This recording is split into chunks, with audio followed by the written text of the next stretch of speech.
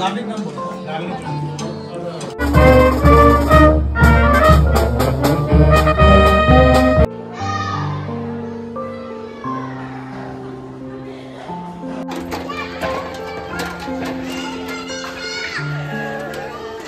Everyone, আমার নতুন একটি ব্লগে আপনাদের সবাইকে অনেক অনেক স্বাগত।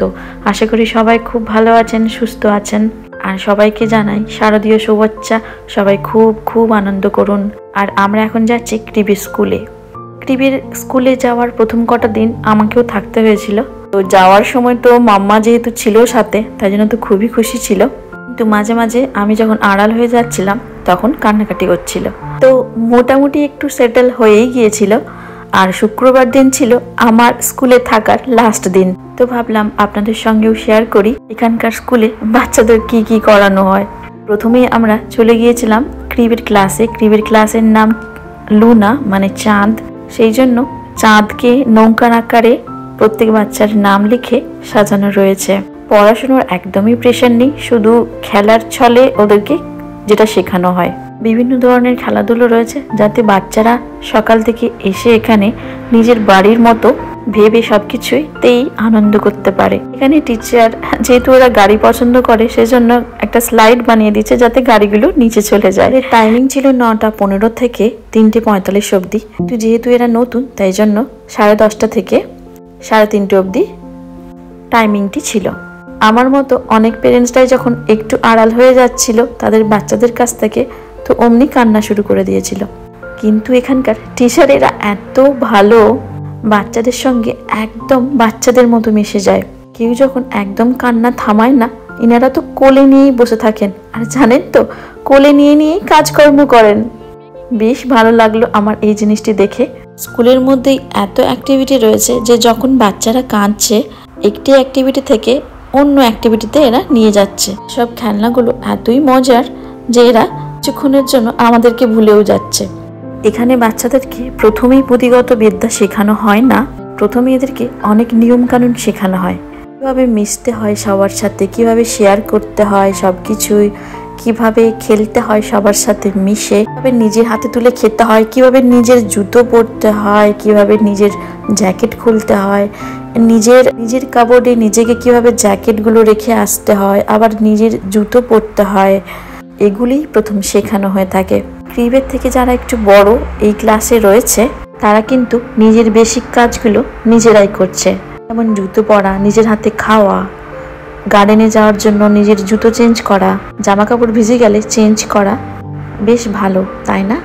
আমরা পেরেন্টসরা যতক্ষণ ছিলাম আমরা কিন্তু একটুও বোর হইনি। আর এই অ্যাক্টিভিটিগুলো দেখে তো আমাদেরও খেলতে ইচ্ছে করছিল।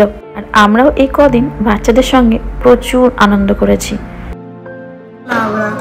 Uno Laura, uno Kians, okay? Yes. Piano. Para parlando.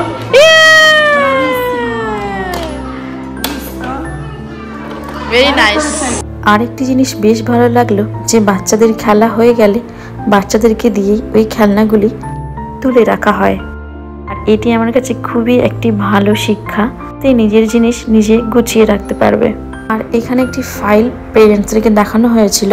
বাচ্চাদের স্পেশাল মোমেন্টগুলিকে ছবি তুলে ফটো করে ওখানে সাজিয়ে রাখা হয়েছিল। এখন ওই 11:15 মতো বাজে। এখন বাচ্চাদেরকে গার্ডেনে আনা হয়েছে। এই সময়টা বাচ্চারা গার্ডেনে খেলে। সেই সময় ক্লাসের মধ্যে ক্লিনিং ও লাঞ্চের প্রস্তুতি করা হয়। ক্রিবের ক্লাসে মাত্র 10-12 জনের মতো বাচ্চা ছিল, তার মধ্যে রয়েছিল 3টে টিচার। তাই জন্য সবাইকে আলাদা আলাদা করে সময়ও দিতে পেরেছে টিচারেরা। গার্ডেনের মধ্যে ছিল বিভিন্ন ধরনের খেলনা। সব বাচ্চারাই প্রচুর আনন্দ করছিল। আর এখন প্রত্যেককে বসিয়ে রাখা হয়েছে, ওয়াশরুমে নিয়ে যাওয়া হবে, ক্লিনিং করে লাঞ্চের জন্য বসানো হবে। আমার ভিডিওগুলি কিন্তু পারমিশন নিয়েই করা, তবে খাওয়ার আর ঘুমানোর ভিডিওটা আমার কাছে উচিত নয় বলে মনে হলো, তাই জন্য আমি করিনি। প্রত্যেক বাচ্চাদের টেবিলে সাজিয়ে দেওয়া হয়ে গেছে এখন খাওয়ার। টিচার সামনে থেকে দেখিয়ে দিচ্ছিলেন কিভাবে স্পুন ধরতে হয়, কিভাবে খেতে হয় নিজেদেরকে। এখানে দেখুন অন্য একটি ঘরে আমাদেরকে একটি ব্যাগ দেওয়া হয়েছিল, ওই ব্যাগে যে যার পছন্দ মতো কালার করার জন্য এই ব্যাগটিতে বাচ্চাদের জিনিসপত্র ক্যারি করা যেতে পারে। তো ক্রিপ কিছুক্ষণের জন্য ঘুমিয়ে গিয়েছিল আর এখন 3:30 মতো বাজে, টিচার ওকে নিয়ে আসছে। হ্যালো। জানেন এদের ঘুম পাড়ানোর সিস্টেমটা খুব খুব ভালো। পুরো রুমটি অন্ধকার করে দিয়ে একটি সুন্দর সফট মিউজিক চালিয়ে দেওয়া হয়। প্রত্যেকের জন্য বেড বানানো হয়ে থাকে, সেখানে ওরা শোয়। টিচারেরা মাথায় হাত বুলিয়ে দেয় যাতে ঘুম চলে আসে। আমার তো ভীষণ ভালো লেগেছে। আর এখন ক্রিপ বাড়িতে এসেই একদম বাড়ির সম্মুখে যেই পার্কটি এইটির মধ্যে এসেছে, একটু সাইকেল চড়বে আর খেলবে, তারপর বাড়ি ফিরবো। এই যে দেখুন, এই যে পার্ক আর এই যে আমাদের বিল্ডিং। স্কুলের লাঞ্চও কিন্তু ভীষণ ভালো ছিল।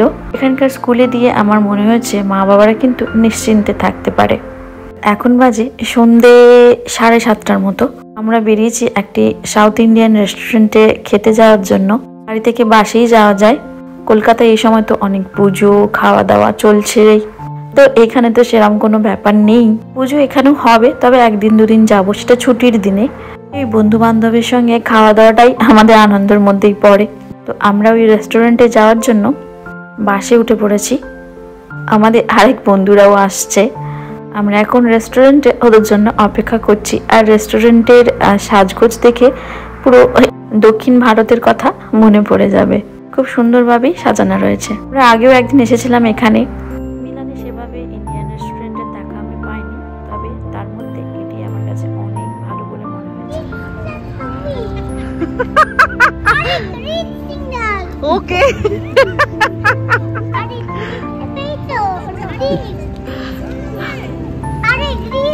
আরে গ্রিন হয়ে গেছে। আরে তোমরা দেখতে পেয়েছো গ্রিন?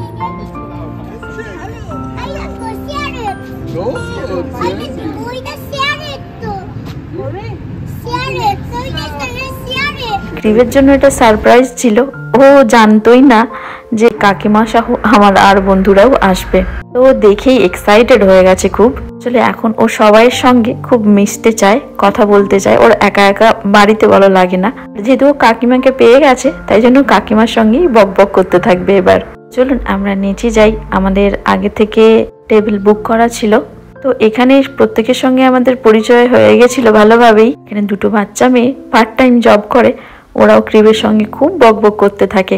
ক্রিপ এখানে এসেই কাকিমার সঙ্গে ওর গাড়ি নিয়ে খেলা শুরু করেছে। এখানে এই মেনু কার্ড দেখে আমার মনে হয় আমরা যখন থাকতাম দক্ষিণ ভারতে, এখানের মধ্যে অনেক খাবারই আমরা বেশ পছন্দ করে খেতাম। এখানে সারণী ক্রিপকে স্কুল সম্বন্ধে জিজ্ঞেস করছে। যেহেতু সাউথ ইন্ডিয়ান রেস্টুরেন্ট, তো সাউথ ইন্ডিয়ানটাই আমরা খাবো, তবে সাউথ ইন্ডিয়ান ছাড়াও ইন্ডিয়ার সমস্ত রকমের খাবারও রয়েছে।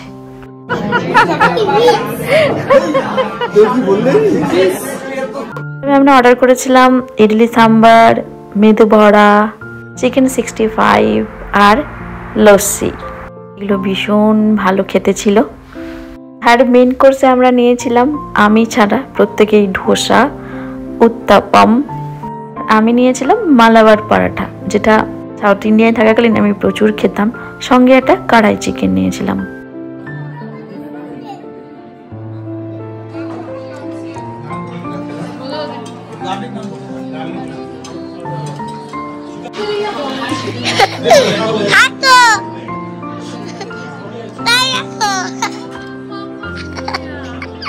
এখানে কিছুক্ষণ ক্রিপ রেকর্ড করছিল মোবাইলটা নিয়ে।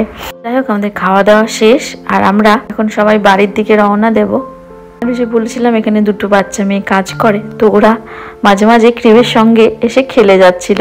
আসলে আজকে সেভাবে ওরা আসতে পারেনি, কারণ আজকে যেহেতু শুক্রবার আর রেস্টুরেন্টের প্রচুর পরিমাণে ভিড় ছিল।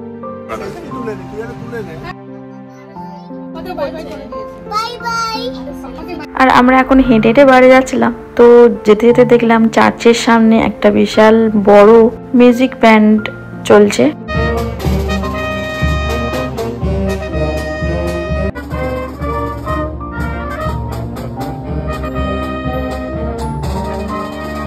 তো চলুন আজকের ভিডিওটা আমি এখানেই শেষ করছি। দেখা হচ্ছে আবার পরবর্তী একটি নতুন ব্লগে। সবাই খুব ভালো করে পুজো কাটান, আনন্দ করুন আর সুস্থ থাকুন। আমার ভিডিওটি ভালো লাগলে প্লিজ সাবস্ক্রাইব করবেন, লাইক, কমেন্ট এবং শেয়ার করতে ভুলবেন না।